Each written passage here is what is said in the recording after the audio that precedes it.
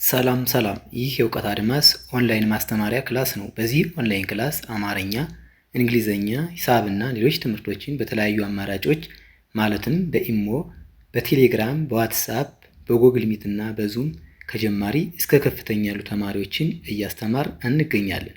ስለዚህ በየትኛውም ዓለም ሆናችሁ መማር የምትፈልጉ ፕላስ 251ን በማስቀደም 978 40 92 73 ስልካችን ነው።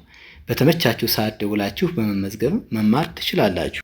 ዛሬ ይዤላችሁ የመጣሁት የአማርኛ ቃላትን መመስረትና ማንበብ ነው። እንዲሁም ተመሳሳይና ተቃራኒ ፍቻቸውንም ማንበብ ነው። ስለዚህ ሁላችሁም ከቻላችሁ ደብተርና እስክሪብቶ ይዛችሁ እንዲሁም ሀሳባችሁን በመሰብሰብ እንዲሁም ትኩረት በመስጠት ተከታተሉኝ። ወደ ክላሳችን ሳልፍ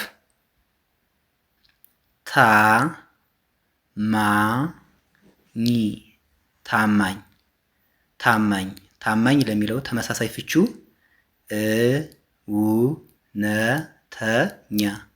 እውነተኛ። ታማኝ የሚለው ተመሳሳይ ፍቹ ምን ማለት ነው? እውነተኛ። ተቃራኒውን ስናይ ከዳተኛ። ታማኝ ለሚለው ተቃራኒ ፍቹ ከዳተኛ ሲሆን ተመሳሳይ ፍቹ እውነተኛ ይሆናል ማለት ነው። ዝቅ ስንል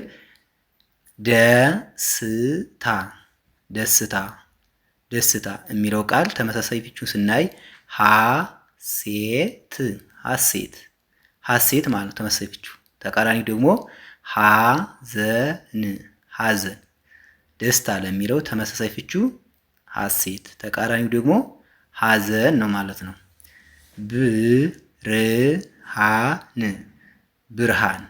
ብርሃን ለሚለው ቃል ተመሳሳይ ፍቹ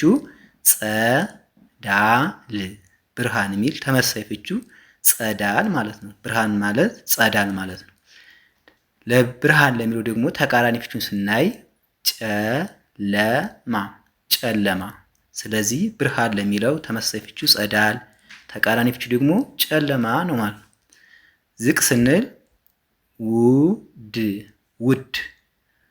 ውድ ለሚለው ተመሳሳይ ፍቹ ክቡር ማለት ነው። ተቃራኒው ርካሽ። ውድ ስንል ተመሳዩ ክቡር፣ ተቃራኒው ርካሽ ማለት ነው። ጥሩ ለሚለው ቃል ተመሳሳይ ፍቹ ማን ነው? መልካም። ጥሩ ስንል መልካም ተመሳሳይ ፍቹ። ተቃራኒ ፍቹን ደግሞ ስናይ መጥፎ። ጥሩ ለሚለው ተቃራኒ ፍቹ መጥፎ፣ ተመሳሳዩ ደግሞ ማን ነው? መልካም ነው ማለት ነው። ሰላም ለሚል ተመሳሳይ ፍቹ እርቅ ይሆናል ማለት ነው። ተቃራኒው ደግሞ ጦርነት። ሰላም ለሚለው ተመሳሳይ ፍቹ እርቅ፣ ተቃራኒው ደግሞ ጦርነት ነው ማለት ነው። ጎበዝ ተመሳሳይ ፍቹ ንቁ። ተቃራኒውን ስናይ ሰነፍ። ጎበዝ የሚለው ተመሳሳይ ፍቹ ንቁ፣ ተቃራኒ ፍቹ ሰነፍ ነው ማለት ነው። አሁን ከዚህ ጋር የጻፍናቸው ሁሉ ለአንዱ ለምሳሌ ታማኝ ለሚለው እውነተኛ ብቻ ላይሆን ይችላል።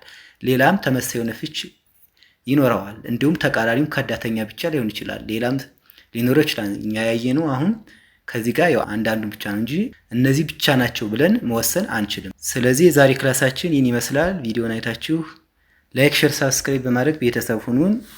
መማር የምትፈልጉ ስልካችን ከቪዲዮ ዝቅ ብሎ ስላለ እሱ መደወል ትችላላችሁ።